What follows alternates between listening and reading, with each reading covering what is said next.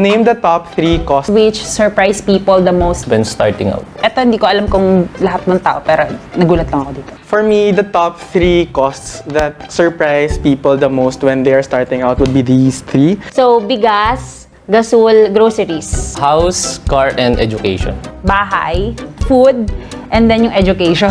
I think merong part sa atin kapag adulting, meron tayong goal na umalis ng bahay, magsarili. Siyempre, ganun din po yung sa car kasi yun nga, necessity din. Para hassle-free ka sa biyahe. Then yung sa food, We take for granted like the food that we get for free at home. Tapos yung education, alam naman po nating lahat na taon-taon tumataas ang tuition fees. Yung iba nga po, di ba, nahihirapan mga working students. So the answer would be utilities, healthcare, and taxes. oh, healthcare, oo nga. Oo.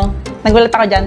Kung mabibigyan tayo ng way na maituro tong mga survival skills ba yung tawag dito, paglabas mo, hindi ka mawiwindang na ang dami palang requirements sa buhay bago ka pa maging adult.